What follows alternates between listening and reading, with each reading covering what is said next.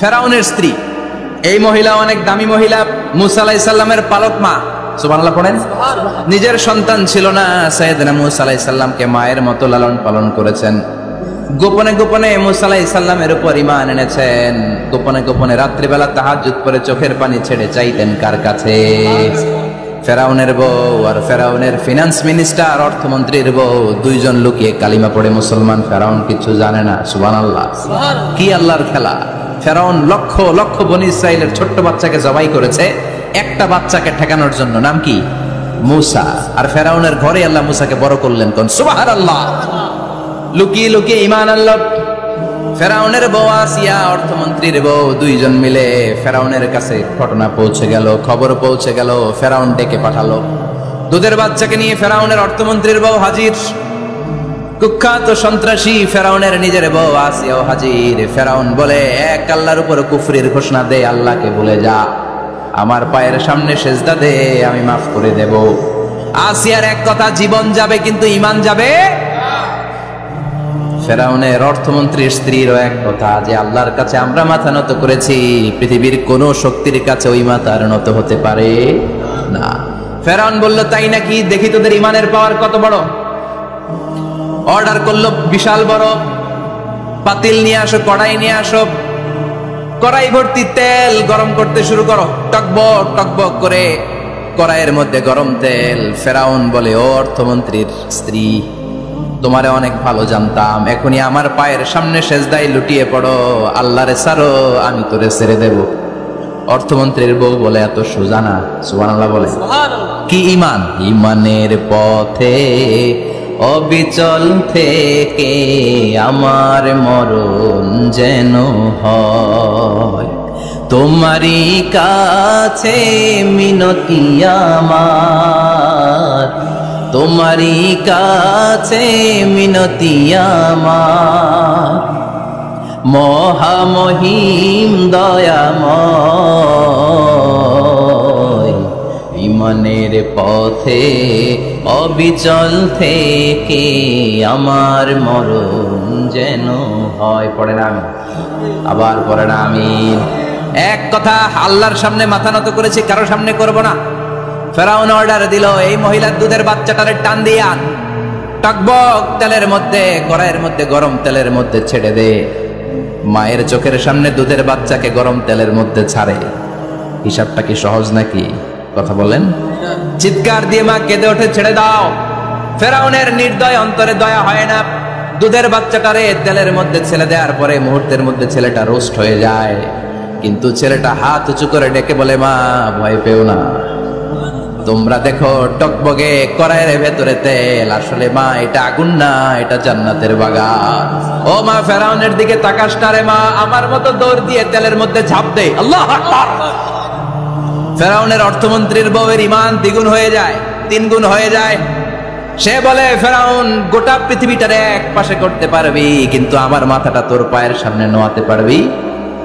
ফেরাউনের অর্থমন্ত্রীর ওই স্ত্রীকে বাচ্চার পরে ওই তেলের মধ্যে ঢেলে দেওয়া হলো। ওই মহিলাটাও রোস্ট হয়ে যায়। বাকি রইল ফেরাউনের বউ আসিয়া।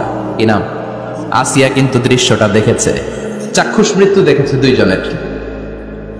ফেরাউন বলে, আসিয়া, কত অন্তরঙ্গ সম্পর্ক আমাদের, আজীবন কত ভালোবাসা ছিল, কত খুনসুটি ছিল, কিন্তু আমার পায়ের মধ্যে সেজদা দিয়ে প্রমাণ কর তুই আমারে ভালোবাসিস। আসিয়ারও একই কথা, জীবন দিব কিন্তু ঈমান দিব না। ফেরাউন বলল, তোকেও আমি ছাড়বো না, তোকে আমি উলঙ্গ করব। হাজার হাজার মানুষের সামনে আসিয়ার কাপড় টেনে নেওয়া হলো, তক্তার মধ্যে শুইয়ে তক্তার মধ্যে হাতে পায়ে পেরেক মারা হলো। হাতের এই পাশ দিয়ে পেরেক ঢুকে ওই পাশ দিয়ে বেরোয়, তক্তার এ পাশ দিয়ে ঢুকে ও পাশ দিয়ে বেরোয়, ফিনকে দিয়ে রক্ত বের করে। আসিয়া সহ্য করতে না পেরে ডেকে বলে, আল্লাহ, ফেরাউন থেকে তুমি আমারে বাঁচাও। এই দোয়াটা সূরাতুত তাহরিমে আল্লাহ সরাসরি কোট করেছেন, রব্বিবনিলি ইনদাকা বাইতান ফিল জান্নাহ, ও আল্লাহ মালিক, তোমার পাশে জান্নাতে একটা ঘর বানায়া দিও। এরকম একটা সঙ্গীত আছে না নাই? এই সঙ্গীতটা সরাসরি সূরাতুত তাহরিম আসিয়ার দোয়া থেকে কোট করা হয়েছে। পড়েন সুবহানাল্লাহ। মালিক তুমি জান্নাতে তোমার পাশে আমায় একটি ঘর বানিয়ে দিও। একটি ঘর বানিয়ে দিও সে বিভীষিকাময় মহাদিনে, তোমার প্রতিবেশী করে নিও মালিক তুমি জান্নাতে, তোমার পাশে আমায় একটি ঘর বানিয়ে দিও, একটি ঘর বানিয়ে দিও। আল্লাহু আকবার। সেই 5000 বছর আগের দোয়া আজও আমরা তাফসীর মাহফিলে গান বানিয়ে বলি। 5000 বছর আগের কথা আজও আমরা কোরআনের আয়াত হিসেবে পড়ি। আল্লাহু আকবার। কি মাকবুল হয়েছেন মহিলাটা আল্লাহর দরবারে। আল্লাহরে বললেন, আল্লাহ শুধু তোমার ইবাদতের কারণে আজকে আমার এমন দশা উলঙ্গ হওয়া লাগলো, আমার হাতে পায়ে পেরেক ঠোকা হলো, আল্লাহ এখন গরম তেলের মধ্যে ছেড়ে দেয়া হবে, তুমি বাঁচাও। আল্লাহ বললেন, জিব্রাইল আমার জান্নাতারে আসিয়ার চোখের সামনে তুলে ধর। আমার আসিয়া দুনিয়ার বুকে থেকে জান্নাত দেখে দেখে আমার মেহমান হয়ে আমার কাছে আসবে। Islamic quiz. পবিত্র কোরআন নাজিল হতে কত সময় লেগেছে? 22 বছর, 10 বছর, 15 বছর নাকি 23 বছর? পারলে উত্তরটি দিয়ে যান। আসিয়াকেও গরম তেলের মধ্যে ফেলে দেয়া হলো। দুনিয়ার বুকে থেকে জান্নাতের নমুনাটা দেখতে দেখতে সাইয়েদাতুনা আসিয়া আল্লাহর কাছে চলে গেলেন। পড়েন আল্লাহু আকবার। এজন্য ঈমানের পথে অবিচল থেকে আমার মরণ যেন হয়। পড়েন আমি। তাহলে আসিয়ার জীবনী থেকে আমার মায়েদের জন্য শিক্ষা হলো, ঈমান ছাড়া যাবে না, বেঈমান হয়ে মরা যাবে না, মাজারে গিয়ে মুশরিকাদের কাতারে নাম তোলা যাবে। ওই মায়েরা ঈমান কেমন করে রক্ষা করবেন? ঈমান কত বড় দামি জিনিস। ঈমান একজন নারীর মর্যাদা আল্লাহর কাছে কত বাড়িয়ে তোলে। আসিয়ার জীবনে এই শিক্ষাটা আছে না নাই? কথা কম বোঝা যায়? বোঝা যায়। তাহলে প্রথমে জানলাম কার কথা? হাজারের কথা। হাজারার জীবনী থেকে শিক্ষা ছিল তাওয়াক্কুল করতে হবে একজনের উপর, তিনি কে? আল্লাহ। আসিয়ার জীবনী থেকে আমরা কি শিখলাম? ঈমান রক্ষা করতে হবে। জীবন যাবে, ঈমান যাবে, জীবন যাবে, ঈমান যাবে। 3 নম্বরে মারিয়াম আলাইহাস সালাম, আজীব একটা মহিলা, স্বামী ছাড়া তার পেটের ভেতরে সন্তান দিয়েছে কে? আবার উনার নামে কোরআনে একটা সূরা দিয়েছে কে? কি নাম? সূরাতু মারিয়াম। কাফ হা ইয়া আইন সাদ, যিকরু রাহমাতি রাব্বিকা আবদাহু যাকারিয়া। আল্লাহু আকবার। কি সুন্দর সূরা, কি অন্তমিল, কি চমৎকার ঘটনার বর্ণনা। উনার নামেও সূরা, উনার ফ্যামিলির নামেও সূরা। উনার আব্বার নাম ইমরান, মায়ের নাম হান্না বিনতে ফাখুজ। উনাদের ফ্যামিলিটা আল্লাহর কাছে এত প্রিয়, আল্লাহর একটা সূরা দিলেন ইমরানের পরিবারের সূরা। কোন? সুবহানাল্লাহ। কোরআনের 3 নাম্বার সূরা, সূরাতু আলে ইমরান। কি নাম? সূরাতু। আবার কোরআনে আল্লাহ ওনাকে বলেছেন সিদ্দিকা, মানে সত্যবাদী নারী। আবার আল্লাহ বলেছেন ওয়ালাইসা যাকারু কাল উনসা, এটা এমন মেয়ে কোন পুরুষ এই মেয়ের মতো হতে পারে? ওনার মা হান্না বললেন, আল্লাহ আমার পেটে ছেলে না মেয়ে আমি জানি না। যখন মারিয়াম পেটে, আল্লাহ ছেলে হোক মেয়ে হোক বাইতুল মুকাদ্দাসের খাদেম হিসেবে তুমি কবুল করে নাও। আমার পেটে যা আছে তোমার জন্য মানত করে দিলাম। কিন্তু ভূমিষ্ঠ করার পরে দেখে মাইয়া, ভূমিষ্ঠ করার পরে দেখে কি? মেয়ে। ভাবছিল ছেলে, ছেলে হইলে খাদেম হবে, এখন মেয়ে। আল্লাহ বলে চিন্তা করো না, সাধারণ মেয়ে না। ওয়ালাইসা যাকারু কাল উনসা, এটা এমন মেয়ে কোন ছেলেরাও এই মেয়ের মতো হতে পারে। এই মেয়েকে দিয়ে দেওয়া হলো। বাইতুল মাকদাস, one of the major 3 mosques in Islam, ইসলামের সর্বশ্রেষ্ঠ 3টা মসজিদের একটা। এই বাইতুল মুকাদ্দাসের খাদেমা ছিল উনি। মসজিদ ক্লিন করতো আর ইবাদত করতো, ইবাদতে মশগুল হয়ে থাকতো, পাগল পড়া হয়ে থাকতো, চক্ষু বন্ধ করে আল্লাহর কথা স্মরণ করতো। মর্যাদা আল্লাহ এত বাড়িয়ে দিলেন, আনসিজনাল যত জান্নাতি ফল সব সামনে এসে হাজির হয়ে যেত। ওনার খালু জাকারিয়া এসে বলতেন, আন্না লাকে হাযা, ও মারিয়াম এই ফল তো এই সিজনে ফিলিস্তিনে নাই, পাইলা কই? তিনি বলতেন, হুয়া মিন ইনদিল্লাহ, রব্বুল আলামিন জান্নাত থেকে ফলের ব্যবস্থা করেছে। কোরআন সাক্ষী, আন্না লাকে হাযা, কোত্থেকে এই ফ্রুট পাইলা? আনসিজনাল, এটা তো এখানে নাই। উনি বললেন, হুয়া মিন ইনদিল্লাহ, ইন্নাল্লাহা ইয়ারযুকু মান ইয়াশাউ বিগাইরি হিসাব, আল্লাহ এরকম যারে চায় বিগাইরি হিসাব রিজিক দিয়ে থাকে। সুবহানাল্লাহ বলেন। সব সময় আল্লাহর ইবাদত, সব সময় তাহাজ্জুদ, সব সময় জিকির করতেন লা ইলাহা লা ইলাহা ইল্লাল্লাহু মুহাম্মাদুর রাসূলুল্লাহ। ওনার পুরো জীবনের কোন মুহূর্ত আল্লাহর জিকির থেকে খালি যায় নাই, সব সময় ইবাদতে মশগুল, সব সময় কি। তার মানে মারিয়ামের জীবনী থেকে আমাদের শিক্ষা, আমার মায়েরা বোনেরা ইবাদতে মশগুল থাকতে হবে। কিন্তু দুর্ভাগ্যজনক হলেও সত্যি, আমার বোনেরা জি বাংলা নিয়ে মশগুল থাকে। ওনারা মশগুল থাকে ঠিকই, তবে ইবাদত নিয়ে না। কি নিয়ে? কথা কন। জি বাংলা কি এখনো দেশে চলে? স্টার জলসা এগুলো চলে, কিরণমালা এই সিরিয়ালগুলো চলে। নতুন সিরিয়াল আসছে, নাম কত কয়েকটা, ওয়াজ মাহফিলে বলা লাগবে আমাদের। কি নাম, কি চলে এখন জানো না তুমি? সর্বনাশ, পাগলের মতো মহিলাগুলো বসে থাকে, রাতে দেখতে না পারলে সকালে কাজা কাফার আদায় করে। আছে না নাই? কাজা আদায় করে ফেলে সকালে। খবরদার, জি বাংলা, স্টার জলসা, হিন্দি মুভি নিয়ে মশগুল থাকা যাবে না আমার বোনেরা। আপনিই পারেন আপনার ফ্যামিলিটারে জান্নাতে ফ্যামিলি বানাতে, আপনিই পারেন পরিবারটারে শান্তিময় করতে। নারী ভালো তো পরিবার ভালো।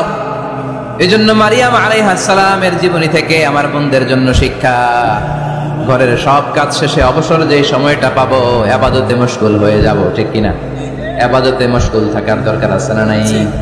তাহলে মারিয়ামের মতো আপনাদের মর্যাদাও বাড়িয়ে দিবে কে? কয়জনের জীবনী গেল, আর বাকি কয়জন শুনবেন? কষ্ট হচ্ছে? এরপরে বিশ্বনবীর প্রথম বউ খাদিজা। কি সুন্দর না খাদিজা, বললে ভালো লাগে না? প্রথম নারী যিনি কালিমা পড়ে ইসলাম ধর্ম গ্রহণ করেছেন, আমাদের আম্মা জান। বিশ্বনবীর প্রথম বউ, 25 বছর বিশ্বনবীর সাথে সংসার করেছেন, 3 বছর বিশ্বনবীর সাথে জেল খেটেছেন, শিয়াবে আবি তালেবে। কেমন বউ? জামাইও জেলখানায়, বউ জেলখানায়। বিশ্বনবীর সবগুলো বাচ্চা সন্তান, ছেলে মেয়ে এই মহিলার গর্ভ থেকে এসেছে, একজন ছাড়া, ইব্রাহিম। ইব্রাহিম বিশ্বনবীর আরেক বউ মারিয়ার গর্ভে এসেছে, বাকি সব খাদিজার গর্ভে। যে আমরা ফাতেমা, বিশ্বনবীর কন্যার নাম কি? ফাতেমার মায়ের নাম কি? খাদিজা। সুবহানাল্লাহ। ফাতেমা, রুকাইয়া, উম্মে কুলসুম, জায়নাব, এই 4 জনের মাই খাদিজা। আবার আব্দুল্লাহ, কাসেম, এদের মায়ের নামও খাদিজা। বিশ্বনবীর সব সন্তান এসেছে খাদিজার পেট থেকে। বরকত বেশি না কম? বিশ্বনবী ভয় পেলে খাদিজার কাছে গেলে ভয় কেটে যেত, সাহস যোগাতেন, শেল্টার দিতেন, ছাতার মতো মাথার উপরে দাঁড়িয়ে থাকতেন। আল্লাহু আকবার। বিশ্বনবী বলতেন, রুজিক তো হুব্বাহা, খাদিজার ভালোবাসা আমার অন্তরে আল্লাহ রিজিক হিসেবে দিয়েছে। আবার বিশ্বনবী বলতেন, আল্লাহ যেই কিয়ামতের দিন বন্ধু বন্ধুরে চিনবে না, ভাই ভাইরে চিনবে না, কেউ কাউরে চিনবে না, ওই কঠিন দিনে আমি আমার খাদিজারে যেন ভুলে না যাই, আমার খাদিজারে যেন দেখা মাত্রই চিনতে পারি এটা আমার খাদিজা। খাদিজাকে নিয়ে মা আয়েশা একদিন একটা কটু কথা বলেছিল। ও নবী, কবে আপনার এই বুড়ি মহিলা, বুড়ি বউ খাদিজা ইন্তেকাল করেছে, তারপরে কত সুন্দরী সুন্দরী বউ আমরা এসেছি, আমার ভালো লাগে না? খালি বুড়ির কথা কেন? খালি বুড়ির কথা স্মরণ করেন। আমরা আছি, আমাদের দিকে তাকান, আমরা কত সুন্দরী, আমরা কত ভালো। বিশ্বনবী রেগে গেলেন, মা আয়েশাকে এইভাবে ধরলেন। জীবনে কোনোদিন কোন স্ত্রীর গায়ে হাত তোলে নাই, শুধু ওই দিন মা আয়েশাকে এইভাবে ধরেছিলেন আর বলেছিলেন, আয়েশা খবরদার জীবনে এই কথা বলবা না, আমার খাদিজা আমার বিপদের দিনের সঙ্গিনী, তোমরা আমার সুখের দিনের সঙ্গিনী, তোমরা কেউ আমার সাথে জেল খাটো নাই, খাদিজা আমার সাথে জেল খেটেছে 3 বছর। কয় বছর? খাদিজা যখন ইন্তেকাল করলো, বিশ্বনবী কবর দিলেন, দোয়া করলেন আর কাঁদলেন। সাহাবারা দোয়া শেষে চলে যায়। আবু বকর বললেন, নবী কবর দেয়া হলো, খাদিজাকে দোয়া করা হলো, এবার চলেন। বিশ্বনবী তবুও যান না। বিশ্বনবী বললেন, আবু বকর তোমার মনে চাই তুমি ঘরে ফিরে যাও, আমি যাব না। আল্লাহু আকবার। কি মহিলা ছিল! বিশ্বনবীকে সবসময় আগলে রেখেছে, শেল্টার দিয়েছে, প্রতিভক্ত ছিল। খাবার নিয়ে বিশ্বনবীর জন্য এদিক সেদিক যেতেন, বিশ্বনবী না আসলে খেতেন না। বিশ্বনবীকে কলিজার চাইতো বেশি ভালোবাসতো, পতি যা বলবে তাই শুনতো। ও মায়েরা, খাদিজাতুল কুবরার জীবনী থেকে আপনাদের জন্য শিক্ষা হলো প্রতিভক্তি। কি ভক্তি? এখন প্রতিভক্তি নাই, আমরা করি নারী ভক্তি। এখন নারী নির্যাতন কমে গেছে বাংলাদেশে, বেড়ে গেছে পুরুষ নির্যাতন। কথা কন। এখন আমরা ভক্তি করা লাগে, আমরা ভক্তি না করলে ঘরে খাওয়ান নাই, এরকম ঝামেলা আছে না নাই? কথা বলেন। মায়েরা, বোনেরা, আপনার স্বামী যদি আপনার উপরে নাখোশ থাকে, আপনার ইবাদত আপনাকে বাঁচাতে পারবে না। বিশ্বনবী ফাতেমাকে বললেন, ফাতেমা তুমি বিশ্বনবীর মেয়ে হতে পারো, কিন্তু আলী যদি তোমার উপরে নাখোশ থাকে, তোমার সব শেষ, সব শেষ। আবার বিশ্বনবী বললেন, আমি যদি এক আল্লাহ ছাড়া কারো সামনে মাথাটা নত করার বিধান দিতাম। এক আল্লাহ ছাড়া যদি কাউকে সেজদা করতে আমি বলতাম, আমি দুনিয়ার সব নারীদের বলতাম স্বামীর পায়ে সেজদা দিয়ে পড়ে থাকো। কি সম্মান আল্লাহ দিলেন স্বামীকে। আপনার জান্নাত আপনার স্বামীর ভেতরেই। স্বামীকে সন্তুষ্ট করেন, স্বামীর আনুগত্য করেন, দেখবেন ফ্যামিলিটা সুন্দর হবে। আর স্বামীরা স্ত্রীদেরকে ভালোবাসেন, স্ত্রীদেরকে ভালোবাসার গল্প শোনাবেন, দামি দামি শাড়ি কিনে দিবেন, তারপরে রাত্রিবেলা গান শোনাবেন। শুধু বউয়ের গান, শালীর গান না, বাবির জন্য না, চাচাতো বোনের জন্য না, উল্টাপাল্টা জায়গায় করলে গুনাহ আছে না নাই? স্ত্রীর সাথে প্রেম নিবেদন করেন, ভালোবাসা নিবেদন করেন, সংসারটারে শান্তিপূর্ণ করে দিবে কে? তার মানে খাদিজাতুল কুবরার জীবনী থেকে শিক্ষা কি? ভুলে গেছি কি শিক্ষা? প্রতিভক্তি। কি ভক্তি? স্বামীকে ভক্তি করা লাগবে, তা না হলে জান্নাত নাই। এরপরে বিশ্বনবীর একমাত্র কুমারী বউ নাম কি? আয়েশা। বিশ্বনবী বললেন উরিতুকি ফিল মানামি সালাসা লায়াল। আয়েশা, বিয়ের আগে তোরে কিন্তু আমি 3 বার স্বপ্নে দেখছিলাম। সুবহানাল্লাহ কইবেন না? বড্ড খুশি হয়ে গেলেন আয়েশা। এরপরে বললেন 3 বার স্বপ্ন দেখার পরে তোমার ব্যাপারে মনের মধ্যে কেমন কেমন যেন ভালো লাগে। তারপরে একটা ছোট্ট কাগজের মধ্যে, জান্নাতি কাগজ, রেশমি কাপড়ের মধ্যে তোমার চেহারাটা এনে জিব্রাইল বললেন দেখেন নবী কেমন লাগে। আমি কইলাম ভালো লাগে। কার মেয়ে? আপনার বন্ধু আবু বকরের মেয়ে, বিয়ে করবেন নাকি? বিশ্বনবী বললেন ও জিব্রাইল, তুমি যদি ঘটক হও, আল্লাহ যদি হয় কাজী, আমি মুহাম্মদ বিয়েতে রাজি। সুবহানাল্লাহ পড়েন। বিয়ে হয়ে গেল, কিন্তু ঘরে দামি ফার্নিচার নাই, টাকা পয়সাও তেমন নাই, কিন্তু আছে খালি সুখ। আছে কি? যেটা টাকা দিয়ে কিনা যায়, টাকা দিয়ে বাড়ি কিনা যায়, গাড়ি কিনা যায়, সুখ কিনা যায় নাকি? টাকা দিয়ে বিছানা কিনা যায়, বালিশ কিনা যায়, ঘুম কিনা যায় নাকি? কথা বলেন। এজন্য সুখ দেয়ার মালিক কে? দোকানে সুখ পাওয়া যায়? সুখ দেয়ার মালিক একজন, তিনি কে? মা এসে একমাত্র কুমারী বউ, আদর করে তিনি ডাকতেন হুমায়রা, আবার মাঝে মাঝে ডাকতেন ইয়া আইশু। আয়েশা না, আয়েশু সংক্ষেপ। এত ভালোবাসতেন মা এসাকে। মা এসা গ্লাসের যেই জায়গা দিয়ে পানি খেতেন, বিশ্বনবী ওই জায়গায় মুখ লাগিয়ে পানি খেত।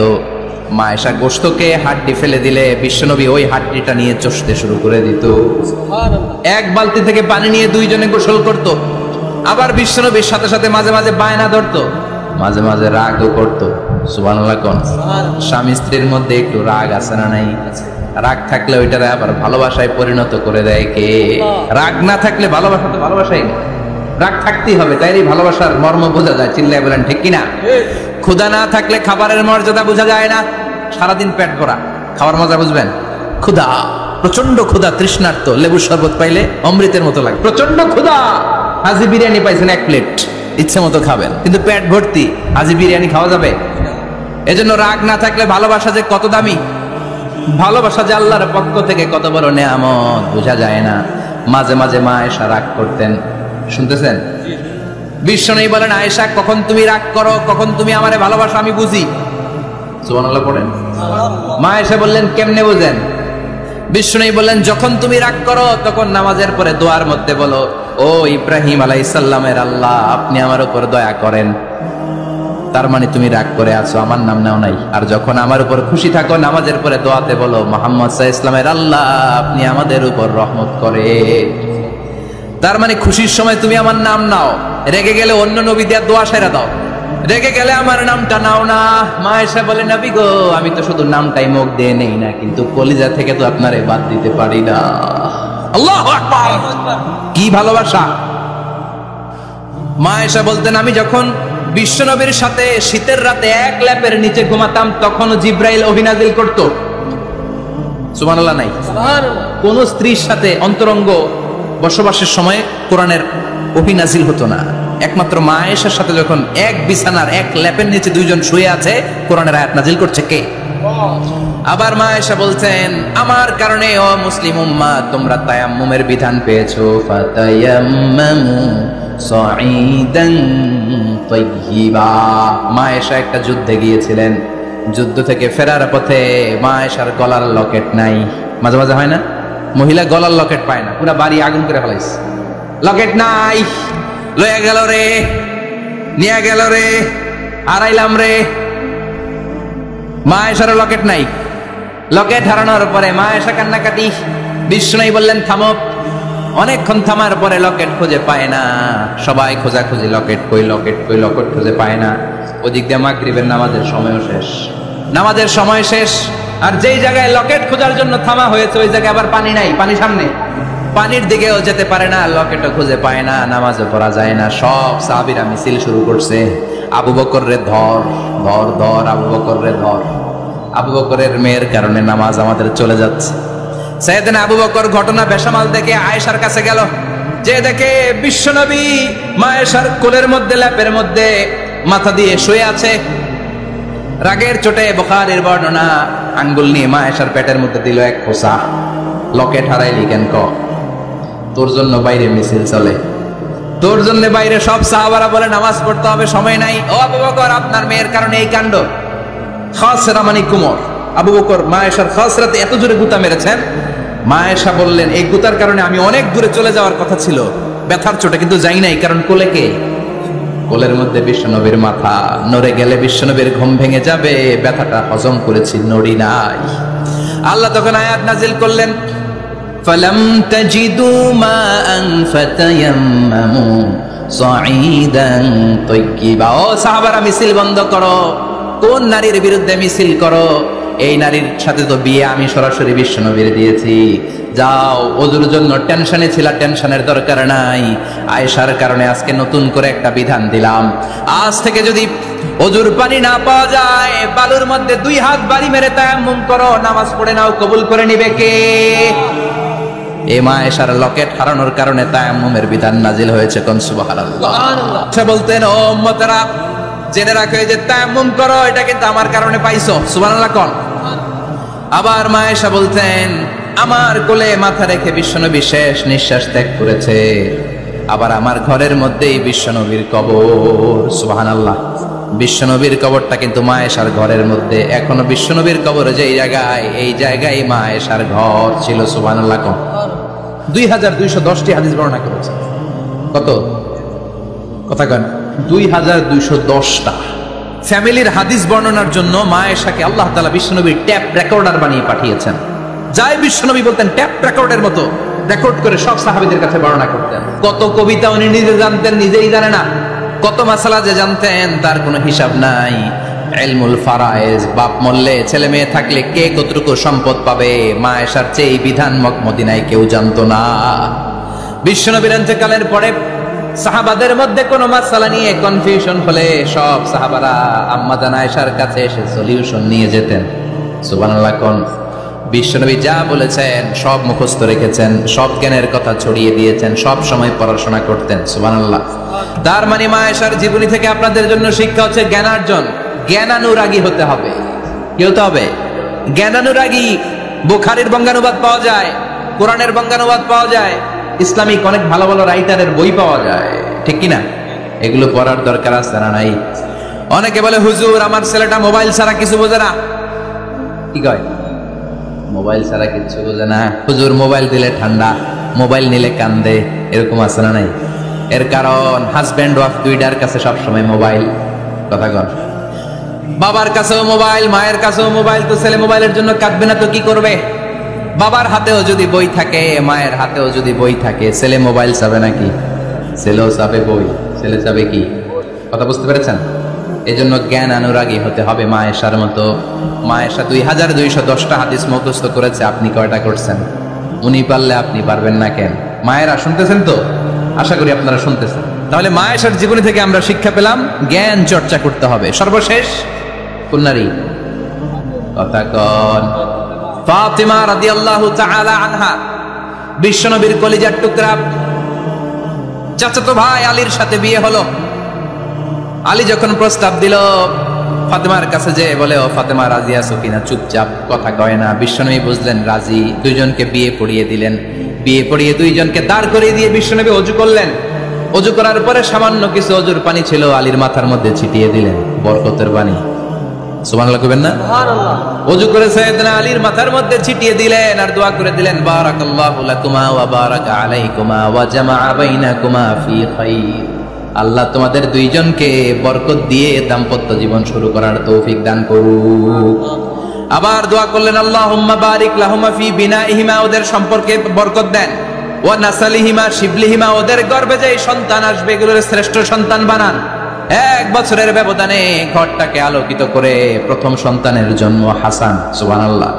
হাসান রে বিশ্বনবী এত আদর করেছেন, বিশ্বনবীর কাছ থেকে এত আদর কেউ কোনোদিন পায় নাই। হাসান রে বিশ্বনবী ডাকতেন লুকা। বুখারীর বর্ণনা, শব্দটা কি? লুকা মানে পিচ্ছি। ছোট বাচ্চাদেরকে আপনারা কি কন? আরে পিচ্ছি তো আমি কইছি, আপনারা কি কন? বাবু বলেন। আর কিছু কি বলেন? আর আর কিছু নাই। তাহলে যে বাবু পিচ্ছি, হ্যাঁ, এই বাবু পিচ্ছি আরবি হচ্ছে লুকা। বিশ্বনবী ফাতেমার ঘরে এসে বলতেন আইনা লুকা, পিচ্ছিটা কই রে? আমার হাসান কই, আমার নানা ভাই কই? আর বিশ্বনবীর আওয়াজ শুনলে হাসান এসে বিশ্বনবীর কাঁধে, আল্লাহু আকবার, আল্লাহু আকবার। বিশ্বনবী বলতেন ফাতেমা আমার কলিজার টুকরা, যে ফাতেমারে কষ্ট দেয় সে আমারে কষ্ট দেয়, ফাতেমারে আনন্দ দেয় মানে আমি বিশ্বনবীরে আনন্দ দেয়। এই ফাতেমা সব সময় পর্দায় থাকতেন, দিনের বেলা বেরোতেন না, সারা দিনে টয়লেট করতেন একবার, সেটাও করতেন রাত্রে, যাতে দিনের বেলা কেউ তারে না দেখে। কি ব্যালেন্স লাইফ, কি ব্যালেন্স লাইফ! রাতে একবার টয়লেটে যাওয়া মানে কি সারাদিন খাওয়া দাওয়া এরকম ব্যালেন্স করে করতেন। কেউ দেখতে পারে নাই ওনারে, কেমন ছিল কেউই জানতো না, এমন ভাবে চলাফেরা করতো, কোনো পুরুষদের সামনে দিয়ে কখনো যেতেন না। এজন্য ইন্তেকালের আগে আলীকে বললেন, আলী, বিশ্বনবীর ওসিয়ত অনুযায়ী কিছুদিন পরে আমি আমার বাবার সাথে সাক্ষাৎ করব। ইন্তেকালের সময় বেশি লোক আমার জানাজাতে আসার দরকার নাই, নিজেরা দোয়া করে দিলে চলবে। আর আমার জানাজার খাটিয়ার উপর দিয়ে বিশাল একটা বোরকা দিয়ে দিও। এটার আরবিতে বলে নাউশ। কি বলে? এই প্রথম কোন নারী তার খাটিয়ার উপরে নাউশ ব্যবহার করেছে, জন্য এটাকে বলে সুন্নাতু ফাতিমা, ফাতেমার সুন্নাত। সাইয়েদাতুনা ফাতেমার আগে কেউ জানাজার খাটিয়াতে নাউশ ব্যবহার করে নাই। আল্লাহু আকবার। আলীকে বলে গেলেন, আলী, অল্প কয়েকজন পুরুষ নিয়ে জানাজা দিও, বেশি মানুষের কাছে আমার নিও না। দুনিয়ার বুকে আমি লুকিয়ে লুকিয়ে চলতাম, মরার পরে লুকিয়ে লুকিয়ে আল্লাহর কাছে চলে যেতে চাই, পুরুষদের সামনে আমার নিও না। ও মা, এই ফাতেমার জীবনী থেকে আপনার জন্য শিক্ষা হলো পর্দা। সব সময় পর্দাটা দেহে থাকার দরকার আছে না নাই? রাজি আছেন তো? তাহলে এই 6 জন নারীর জীবনে যদি আমার মায়েরা পড়ে, আমার মায়েরা বোঝে, ওই মায়েরা বিপদগামী হতে পারে নাকি? হতে পারে। তাহলে 6 জনের আবার রিভাইজ করে চলেন। প্রথমে বললাম কার কথা? হাজার। হাজারের জীবনী থেকে শিক্ষা কি? আল্লাহর উপর তাওয়াক্কুল। 2 নম্বরে বললাম কার কথা? আসিয়ার কথা। আসিয়ার জীবনী থেকে শিক্ষা হলো ইমানের পথে অবিচল থাকতে হবে, ঠিক কিনা? তারপরে মারিয়ামের জীবনী থেকে শিক্ষা হলো সব সময় ইবাদতে মশগুল। খাদিজার জীবনী থেকে শিক্ষা হলো প্রতিভক্তি, স্বামীর প্রতি আনুগত্য। মা আয়েশার